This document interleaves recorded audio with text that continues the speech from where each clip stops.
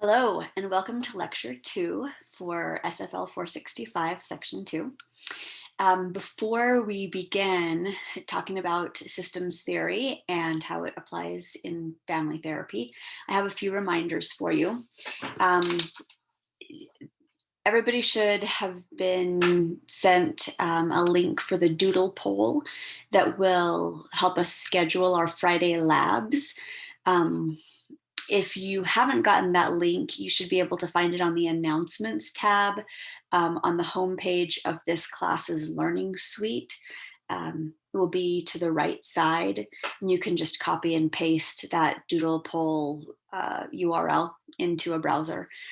If you have trouble doing that, you can also just email me. Let me know when on Fridays would be a good time for you to get to meet as a class via Zoom to do a lab so that we can go over case conceptualizations, have questions and answers about models or whatever we're talking about that week, and generally enjoy each other's company and getting to see and know each other a little bit.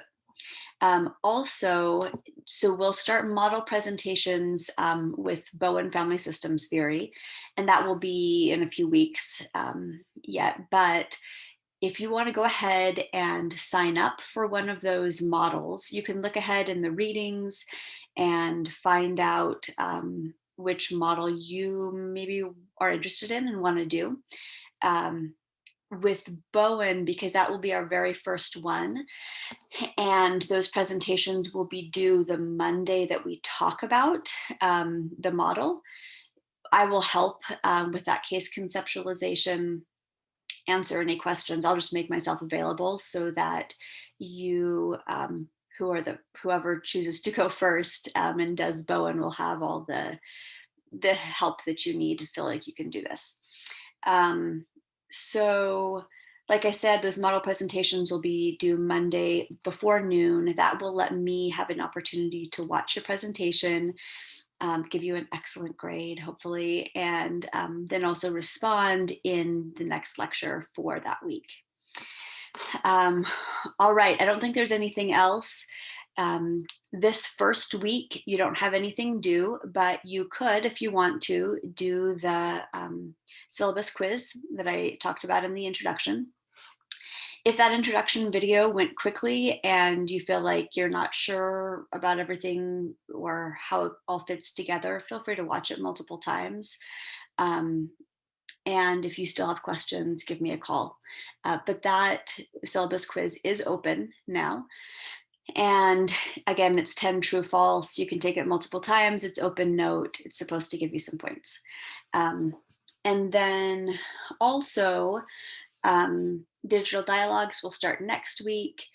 Again, if you can read the chapter or whatever the readings are for that week and respond in digital dialogue by Wednesday, then you'll have Thursday, Friday to read other people's responses and respond to at least 2 of those responses. All right. I don't think any other announcements for now. So we're going to go ahead and start. I'm going to pull up our PowerPoint. All right, so we are going to be covering today systems theory, cybernetics, which kind of goes together, and family therapy and how those fit.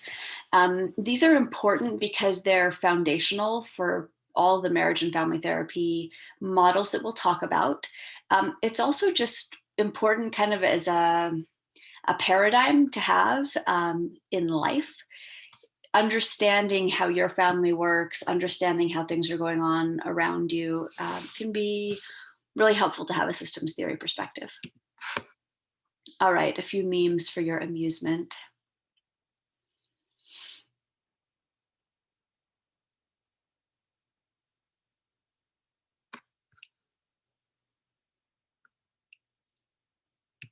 And this is a poem by John Donne that is a beautiful poem. It's called For Whom the Bell Tolls.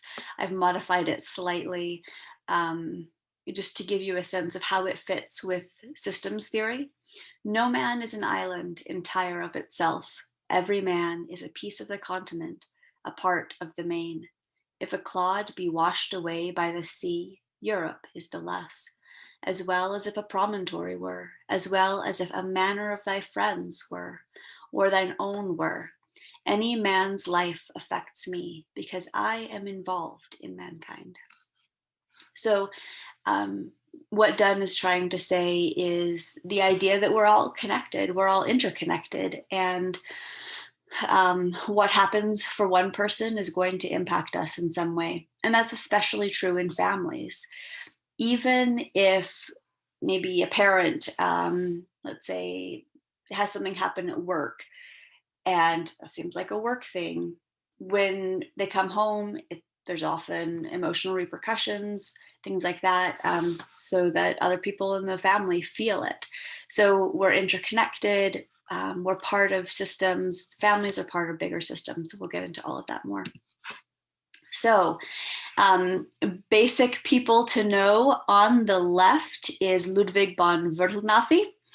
And he was the person who proposed general systems theory. You can read about that basically in the chapter. And then in the middle is Norbert Wiener. And he talked about cybernetics. And on the, oh, maybe I've messed it up for you guys. Let's see here. On the left, I hope I said left, was Bertalanffy, and then in the middle is Wiener, and on the right is Gregory Bateson.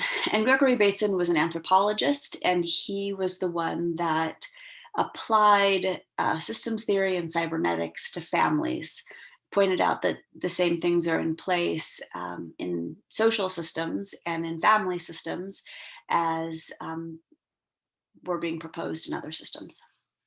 So basically, we're going to be talking about how do components of a system interact and what governs their interaction. I love this image. It doesn't completely, it's not a perfect metaphor for systems. And I'd be interested, think about it for a minute. What makes it a good metaphor, but what makes it not a perfect metaphor? You can see there are layers and layers and layers. There's internal systems, and then so there's like that cog, maybe there's smaller cogs inside of that cog, and then that's part of something bigger, and they all interact with each other. Basically, systems are a set of elements standing in interaction. So in your digital dialogue, remember that the first component of your response will be reflection questions from these lectures. And one of the reflection questions I'd like you to answer is, what are some of the elements in your life that impact you? So in your kind of system, and that could be family system, it could be roommates, it could be friends, it could be broader like culture, but what are some of those elements that you notice impacting you? And maybe how do they impact you? So systems theory, we've got on the left that linear causality. A causes B. So maybe Sally hits her sister Lucy, and Lucy starts to cry. And it's this event causes that event. It's linear. When we look at families, we don't look linearly because it's a system. We don't think things are acting independently all the time. Of course, there is some degree of independence. We have free will, and that's an important piece of this. So systems can change because people decide to change them. But in general, something else is going on. So maybe if we look, why did Sally hit Lucy? Maybe it's because Johnny took Sally's toy, and Sally was frustrated but couldn't confront Johnny, and so she took it out on Lucy. And maybe Johnny took Sally's toy because he got bullied at school. I mean, there's all these pieces, right? So we're looking instead at circular causality, which is that image in the middle, that things kind of interact. And of course, as I just described, it doesn't have to be just A and B interacting. It can be lots of different components. And that's something that you will learn to perceive as we go through this class and as you are able to get concepts and kind of conceptualize cases by perceiving what's going on. So on the right, there's another diagram. Looks like a wife and a husband. And this is an example of this circular causality. I get snippy with my husband, and maybe she gets snippy because something didn't go well at work, or maybe she didn't sleep well the night before, or whatever. There's lots of components here, but she gets snippy. That makes her husband get sarcastic, and his sarcasm triggers her, so she gets more snippy, and then he gets more sarcastic, and you can see that spiral downward. They get more and more disconnected. So that's kind of the idea that we will be looking at. What are the components that cause things in the family system, and what can we do to modify that? All right. I hope you can see that you can see this whole picture. On the top right, says, kind of has that homeostatic, or the person who's like in a good temperature in the middle. On the left is somebody who's cold, on the right, somebody who's too hot. And that starts to show some of the mechanisms that are part of systems theory. So in families, there are patterns of interaction and rules that govern the interactions. So the patterns of interaction and what happens to kind of keep things in homeostasis are important, and we'll talk about those. Homeostasis, hopefully you read about this in the chapter also, but it's kind of the tendency toward a relatively stable equilibrium between interdependent elements, especially as maintained by interactional processes. So in that top image, it's how do I stay the right temperature? Well, if I'm just right, maybe I stay the right temperature by kind of doing whatever I'm doing, but maybe the temperature decreases and then I get cold, and so maybe I start to shiver, or maybe I put on some socks or something like that. So that process of something isn't quite right, or it's not comfortable, it's not in my homeostatic state. So something is going to happen to bring me back to that state. And just to let you know, every family looks different. Homeostasis isn't one particular thing.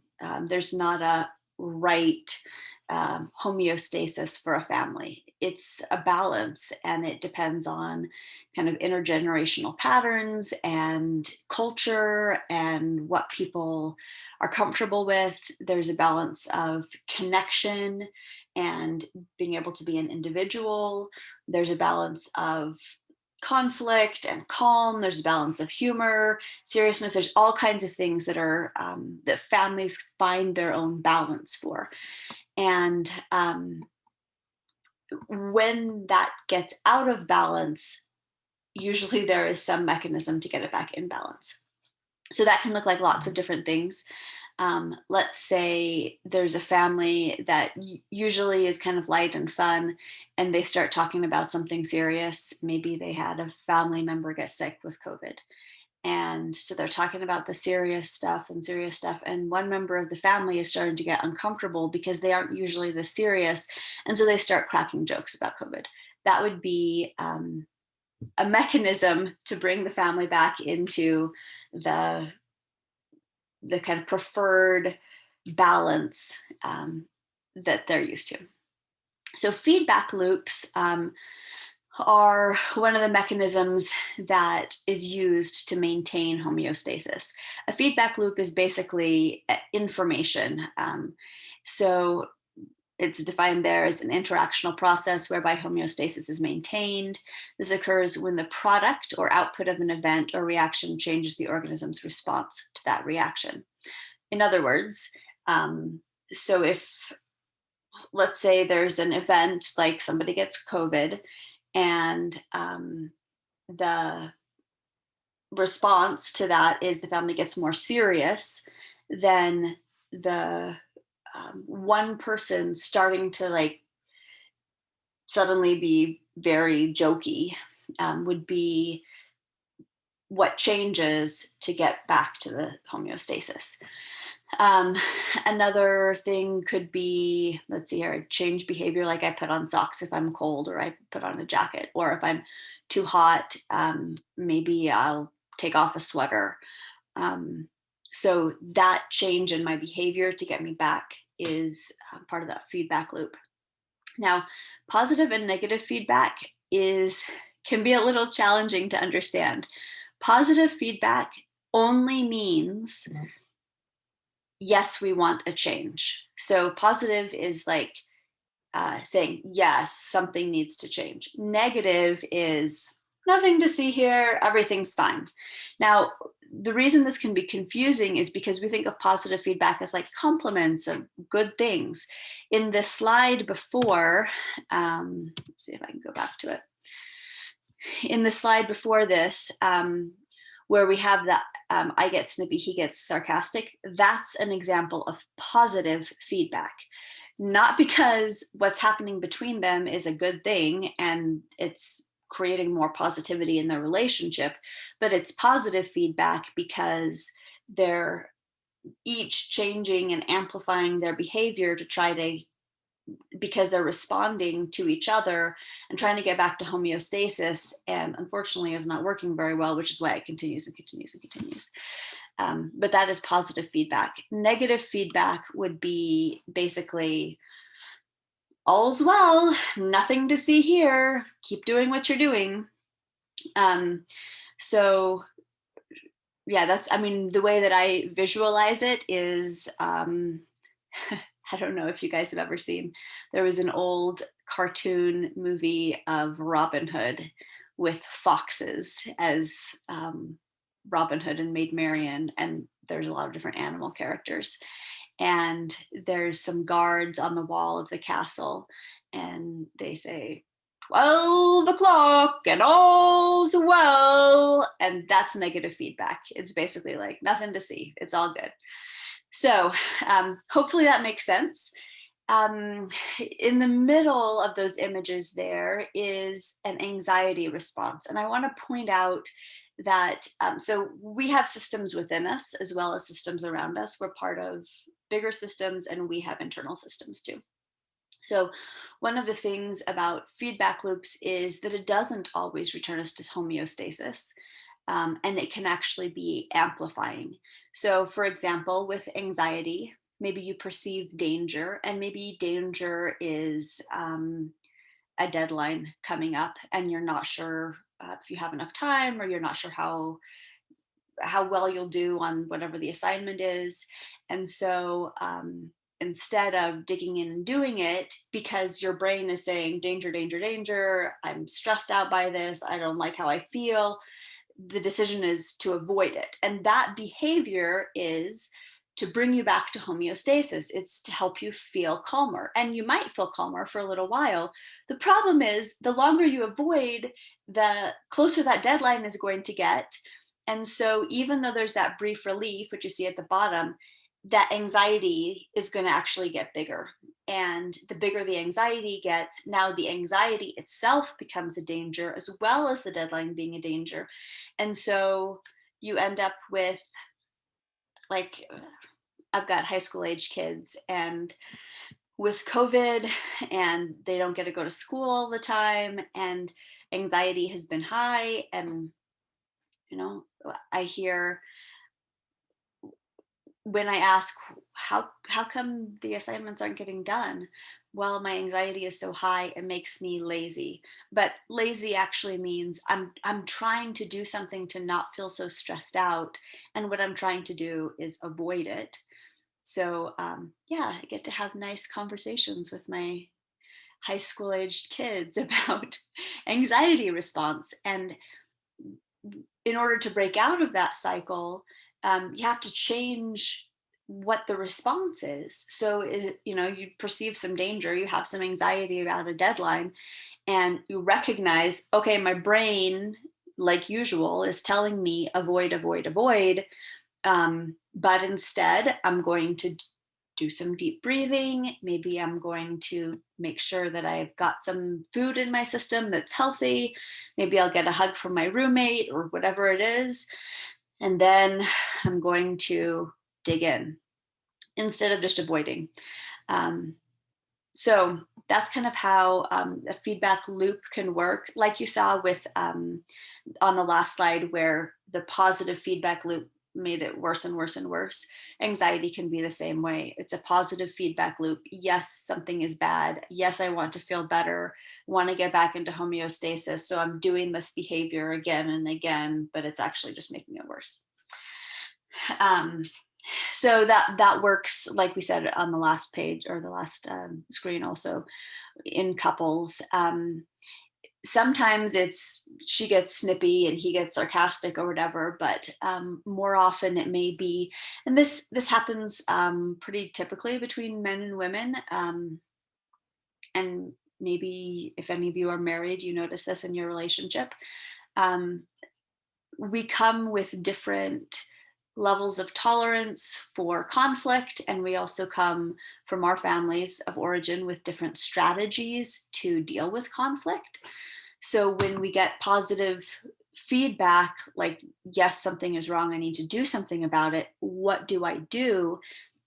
There's also gender differences. So it's pretty typical, if something is going wrong in a relationship or things aren't feeling um, settled, that a woman will want to pursue that, will want to talk about it, will want to discuss what's up, how they can do better, kind of reaches out, engages, um, pursues. We'll talk about this more towards the end of the semester when we talk about emotionally focused therapy, because this is part of emotionally focused therapy. And then it's not uncommon for a man to view that kind of pursuing by his wife as kind of threatening, like she's telling me something's wrong with me, and maybe take it personally. And maybe from his family or gender differences or whatever, it's not uncommon for a man to then withdraw. So, in order to deal with the conflict, in order to de escalate the conflict, he feels like maybe if I just pull back and I'm just quiet, I disengage, then that will help the conflict de escalate. However, when he pulls back trying to de escalate, the wife is maybe like, dude, don't leave me. We need to talk about this. And so she pursues harder, and then he withdraws harder, and we get that same cycle where they end up feeling disconnected and worried. So let's see here. In families, there are patterns of interaction, kind of like what we talked about, things that are normal ways of dealing with things. And then there are also rules that govern the interactions. And that gets into cybernetics. Some cybernetics is about the rules, is about why the systems interact the way they do, what governs things. So rules, this is something you guys have probably heard in other classes since you have studied families for a while. But rules are these expectations about how family members will act and how they'll interact and patterns that they will follow. And they might be explicit rules, like you don't talk back to your mother. It might be implicit rules, like we don't discuss whatever topic is taboo. So we don't discuss the fact that dad lost his job. We just don't talk about it. And family members learn these rules, of course, both when they're said, but also because they're part of the system and they see what happens. And things can become taboo, maybe even without people realizing that that's what's happening. And one of the things that we can do in family therapy is to talk about the rules, and both implicit and explicit rules, and understand why they were created and if they need to be changed. Roles are the functions that family members play, and that can be obvious, like mother, father, and maybe it's a traditional family where that looks like family proclamation, and mother is nurturer and homemaker, and father is provider and protector. But maybe it's not a traditional family, and maybe the role that mom plays is also as a provider, and maybe dad is working from home, and so he needs to take over the kids getting to do their schoolwork while we're in COVID. Um, there's roles other than that too, though. Like, for example, somebody may have the role of the scapegoat. When things go wrong, who gets blamed? And who is seen as the problem in the family? Now, we'll talk about this a little bit more later, but because it's a system, we don't, as family therapists, blame the family's problems and the systemic issues on one person because they're part of something bigger. But the family may blame it all on one person. And so that role of scapegoat may be given to somebody. Other roles, maybe a kid gets triangulated into a marriage. And we'll talk about this more with Bowen family systems theory. But if a mom and dad maybe are not getting along very well, maybe there's a child who wants to be the peacemaker. And so they recognize that, I don't know, maybe mom vents to them about their dad. Now, is that the role that a kid wants to have? No, probably not. Um, Sometimes roles are taken on voluntarily, and sometimes they are kind of forced on people. So being able to understand what roles people have in a family is also important for being able to conceptualize. And this is something that you'll see pretty quickly in the Everything I Never Told You book that we'll be reading.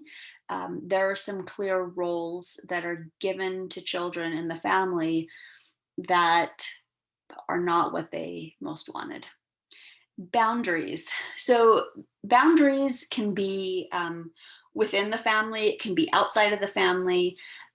Boundaries can be within particular relationships. So hopefully there is some degree of a boundary between or around the marital relationship. You would like for the husband and wife to have a connection with each other that is different than their connection with their kids, and where they feel like they have time for each other and for their relationship. So that would be a healthy boundary. Boundaries can be diffuse, which means that it's not a very clear boundary and it's easily permeable. Other people can jump into that relationship more easily. It could be a clear boundary where, yes, mom and dad totally interact with the kids and love the kids and spend time with the kids, but there's also this clear boundary that mom and dad are a partnership and they need to have time just themselves. There could also be a rigid boundary. Rigid boundary would be like children are seen and not heard, and no child better ever talk back to a parent, things like that. So that is a rigid boundary between the parental system or subsystem and the children's subsystem. Open systems, I don't know if you guys remember chemistry. Open systems would be a system that kind of receives input from other places. So like if you are maybe going to boil water, then it's an open system because there's the pot and there's the water in the pot, but it's receiving heat and it's letting off steam. So that's an open system. There's things coming in, there's things going out, and most systems are like that. There are very few families that are completely isolated, and it would probably not be a very healthy thing to have complete isolation or a closed system. Right. Boundaries. So this little rewriting of Shel Silverstein's book, The Giving Tree. There's a whole, like the whole book has been rewritten. I've seen that and it's pretty fun to see. But this little image, the tree said, no, it's time we set some boundaries. And the tree was happy.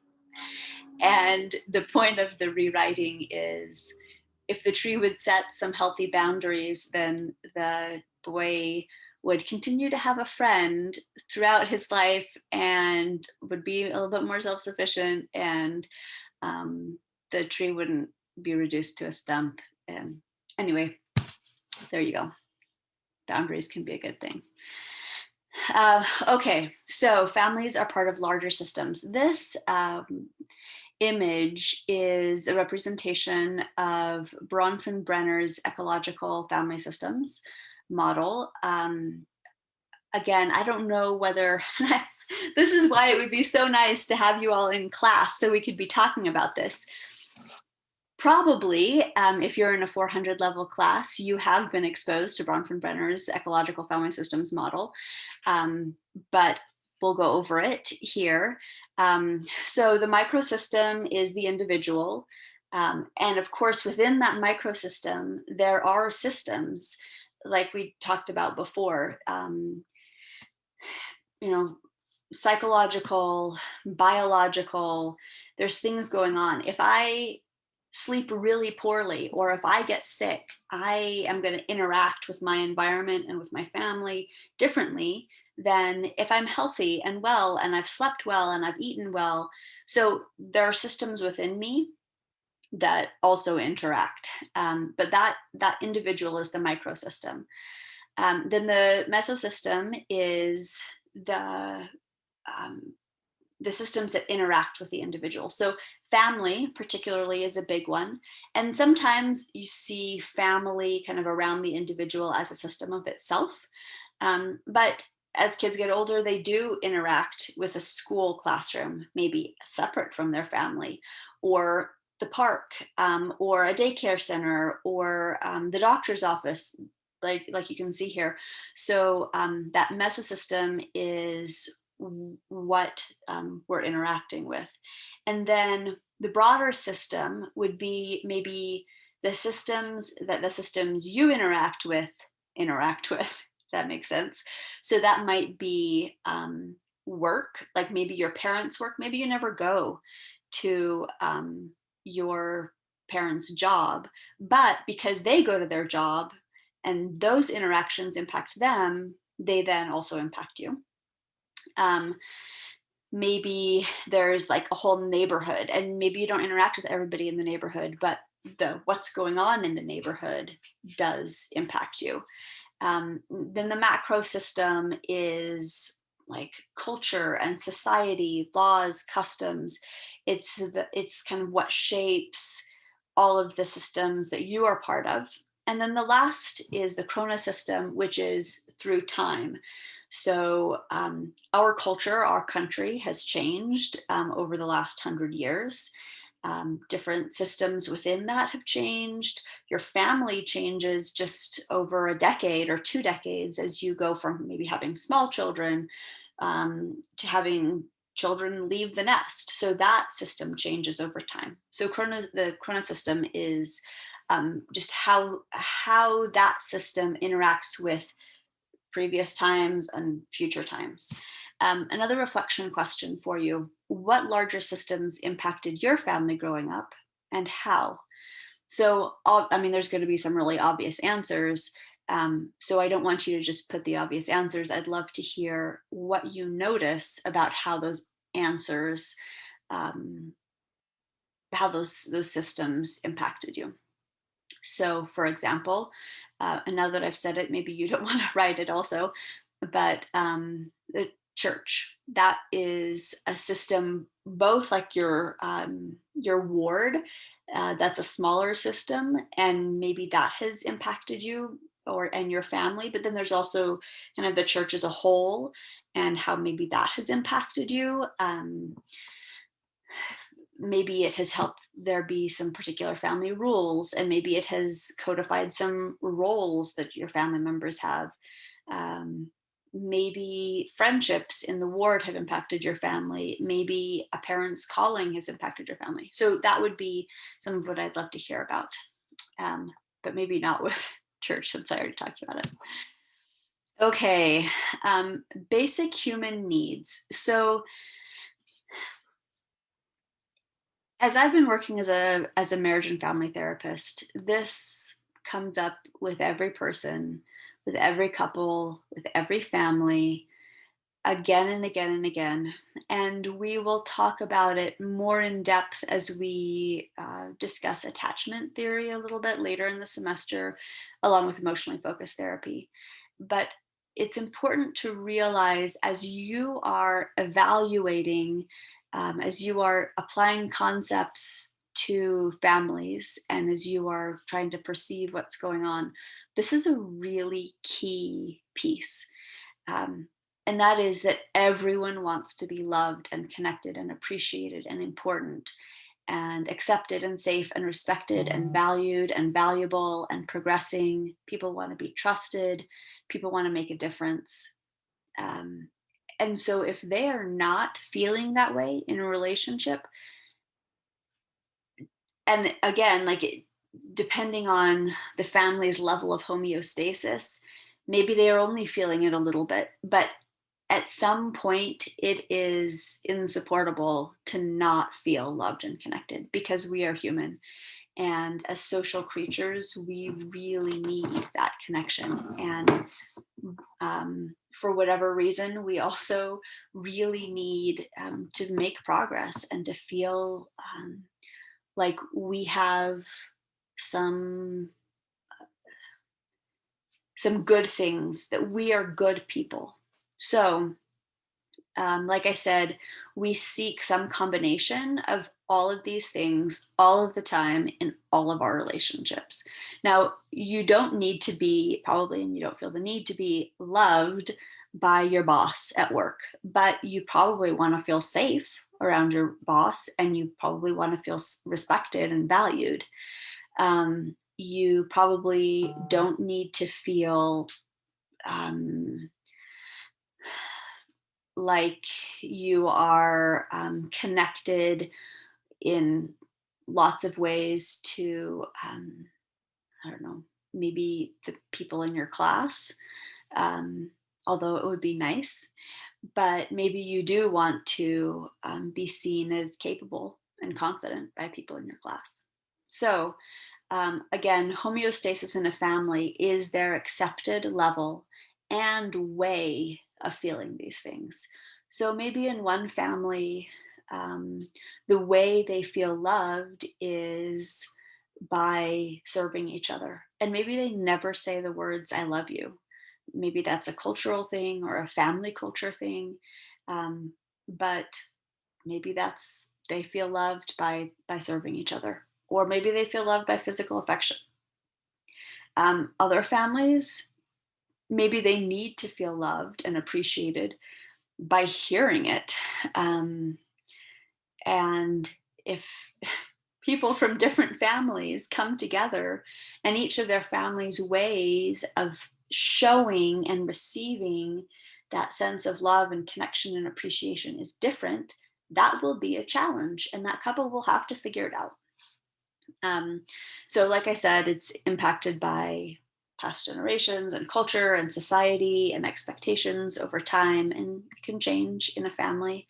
Um, anyway, I think probably some of these concepts, again, are ones that you are familiar with because of taking other family science classes. But I just wanted to make sure that as you do conceptualizations, you keep this in mind because it is key for why people do what they do and why systems behave the way they behave because of why people do what they do. All right. So I have a meme here. Change is good. Trust me. There's levels in this meme. As undergrads at a conservative university, I don't know how you feel about Obama. And if if it's Obama saying change is good, trust me, does that create some like concerns for you. Um, a lot of LDS families are conservative and consider themselves Republican. And here we are in Utah Valley. Now, some of you may not come from Utah Valley. Maybe some of you identify as Democrats. I don't know. But I just want to point out that, of course, there's levels in every meme, but the system that you are part of also determines how you interpret things and what it means to you, how you perceive it. When we do, or you guys will write those self-reflection papers that talk about the influences in your life, the systems that you've been part of, and how those have impacted you, and how you perceive because of those things. This is something to consider. Is your family conservative or liberal? Do you see a traditional family as the morally right family? And if a family is not a traditional family, do you feel the need to change that and to tell them it would be better this other way? There's not a right or a wrong here. I'm just interested to know what you recognize in yourself. Um, anyway, there you go. So, family adaptability, first order change. First order change is adjustments to what's already going on. So let's say you have a feedback loop and the mechanism for trying to get back to homeostasis is whatever it is. Maybe it's like the pursue withdraw we talked about. And so if there's a first order change, we're going to keep doing the pursue withdraw pattern, but maybe we're going to do a little less pursue or a little less withdraw. So we're kind of changing the amount, but we're not really changing the strategy. So it's iterative. It takes whatever was the past strategy and extends it. And that can be helpful. And sometimes that kind of change is all that's needed in order to get a family back on track. And sometimes a family needs more. So second order change is a bigger thing. If you think about, let's say, a thermostat in a house, and in order to get the house warm, since it's winter, in order to get the house warm, if the thermostat senses that it's cold, then it will turn on the heat. Well, if somebody leaves a door wide open next to the thermostat, that is just going to be amplified and amplified. The heat is just going to keep going and going and going and going. And so a first order change would be close the door. Great. Now the door is closed. The system is still going to be the same. It still turns on heat when it gets too cold. We've closed the door, which probably should have been done anyway, but everything is basically the same. A second order change is, let's say we opened the door because, I don't know, now it's summertime and we realize we need to have a totally different strategy. And so we're going to change the setting on the thermostat. And so we're basically changing what constitutes homeostasis. So now, instead of saying we want it to be 68 degrees, we're going to say it can be up to 78 degrees, and then we're going to turn on the cooling. So the change to homeostasis, but also a second order change can be, we're going to take out the heating and cooling entirely, and now we're going to have a green, a house that's like ecological green. And instead of turning on the air conditioning or turning on the heat, we are going to install a whole house fan that will pull in all the cold air in the morning and push out all the hot air at night. And so we're just going to change the system, and we're going to do things a different way to get what we want. So the second order change is new levels of connection and safety and progress and all those things. So maybe a family was like kind of used to conflict and people not feeling very close or connected. And it wasn't very comfortable, but they were used to it. That was their level of homeostasis. And maybe something happens and they're like, this isn't working for us anymore. So they come into therapy, and now we're going to change what they're doing, and we're going to change um, what they're expecting also. So homeostasis is going to change. There's going to be new levels of connection. There's going to be new strategies for finding connection. That's second order change. Morphostasis. Morphostasis literally means same form. Morph is form. Stasis is stays the same. And so that's the tendency to seek stability and predictability in order to maintain the perceived status quo or current way of functioning. So you want to have some morphostasis in a family. Obviously, we want progress, we want change in therapy. That would be good.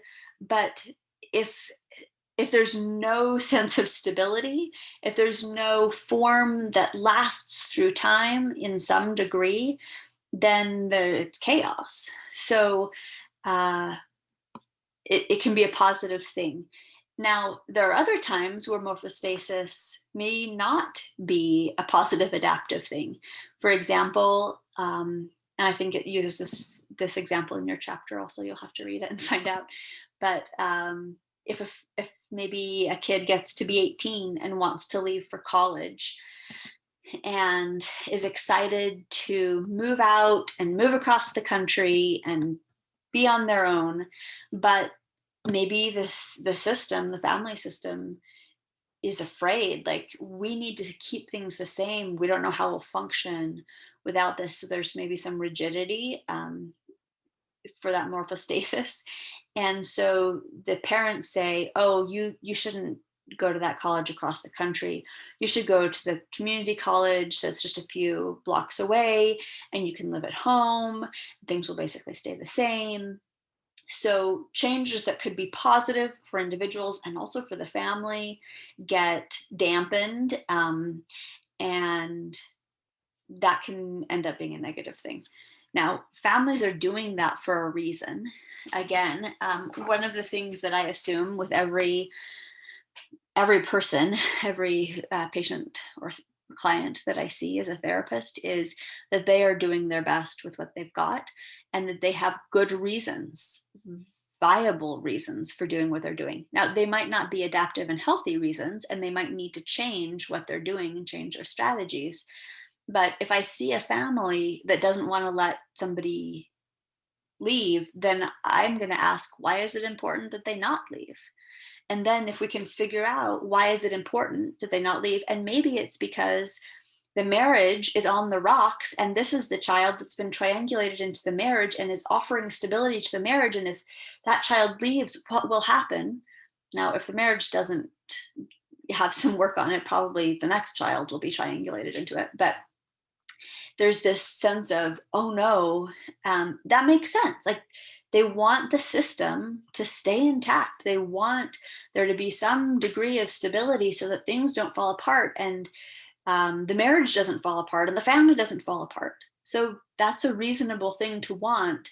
However, the right strategy for dealing with that is not to be rigid and keep things the same. It's instead, let's fix the marriage and detriangulate that child and let them go on. Morphogenesis, generating a new form, that tendency to adapt and grow, adapt to change while maintaining balance.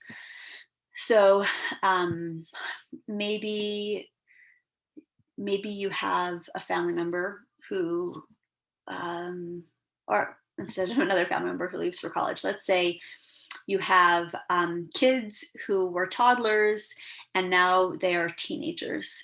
And so while there may be some degree of similarity in the family structure, we've hopefully still got parents and we've still got kids, but the way those interactions happen, the form of the family, the processes, the interactions, even the rules of the family, hopefully will change to a new form, because treating a 17-year-old like a 7-year-old is not a very healthy adaptive thing. So morphogenesis is being able to adapt to a new form. All right. This is a little bit of what I just talked about, integration in systems. And this is an idea we'll talk more about with as we study neurobiology in family therapy and interpersonal neurobiology. That image of kind of the river between chaos and rigidity um, is helpful also to consider in thinking about families. If there's chaos, that means like maybe the roles and the rules and the boundaries are out of whack, constantly changing, and it doesn't end up feeling safe. It doesn't end up feeling organized, and people have a hard time in that. On the other hand, with rigidity, maybe that means nothing can change, and the 7-year-old has the same rules as the 17-year-old, because if it was good for the kids then, it's good now, and we're going to be rigid about this.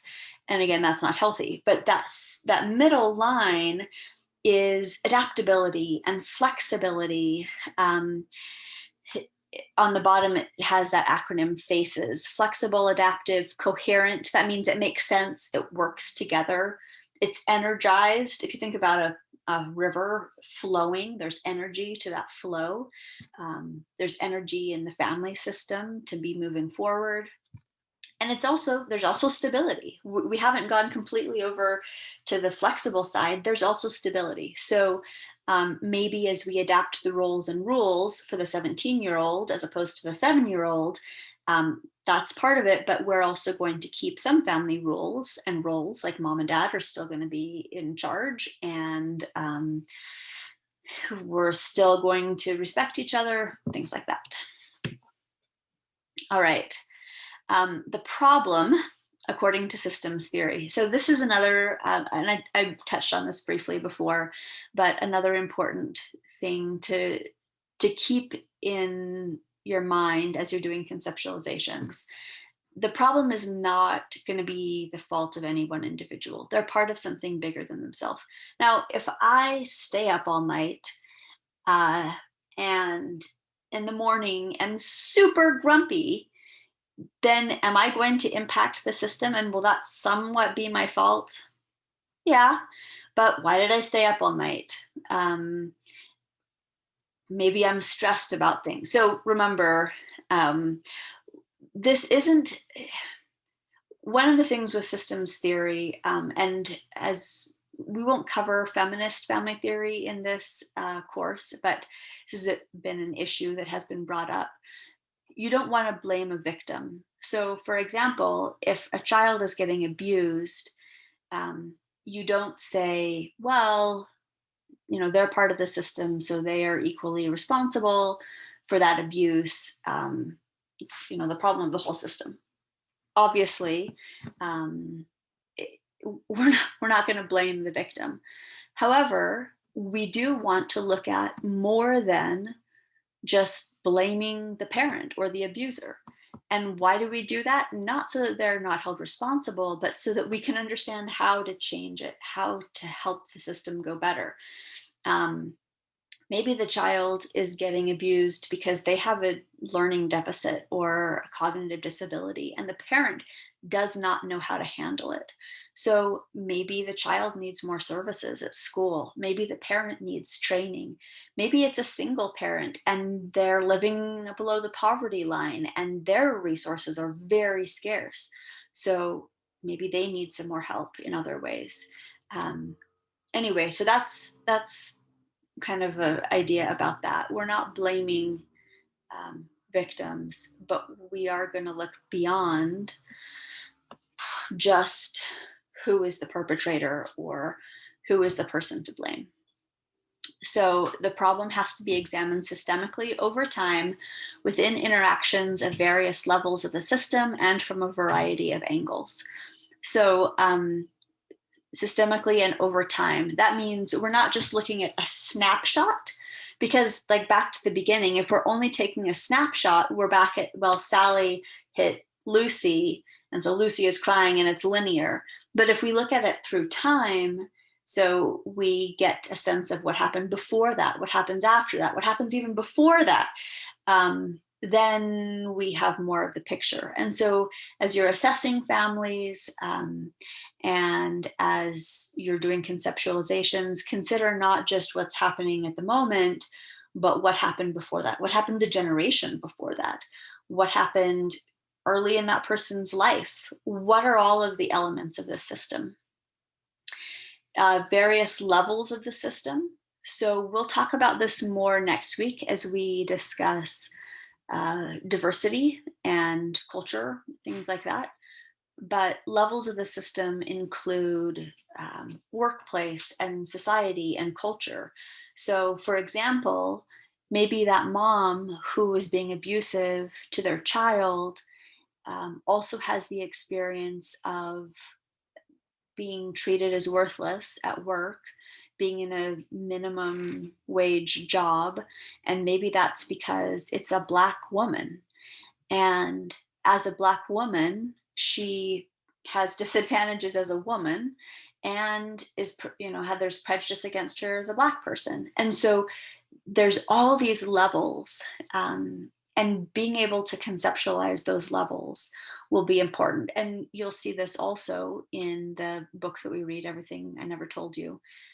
Those levels of culture and societal expectations and how that impacts the whole family. Okay, reflection question. What family problems might it be hard not to see as the fault of one person? I already gave the example of abuse, so don't use that one. But what else? What might it be hard to see as not the fault of one person? And what considerations would help expand your perspective? All right. So there we go.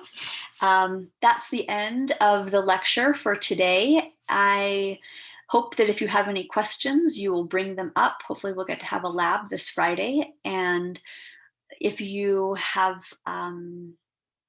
additional insights you want to share, that will be great. Digital Dialogue will be a good place to share those. And I hope that your week is going well. First week of school, you're feeling on top of things so far. Remember that anxiety cycle. If you're starting to feel overwhelmed, take care of yourself. Figure out ways other than avoidance. I know that college kids, it's just hard. It's just hard with COVID, not getting as much of the social interaction as you want, having more things online that can lead to isolation. So I just want to acknowledge that it's just hard right now. And if you are noticing anxiety or depression in maybe from last semester or you're worried about it, take care of yourself. Well, I'll have you write about that some in the self-reflection paper also of how you take care of yourself. Remember that the Counseling and Psychological Services Center in the Wilk is always an option.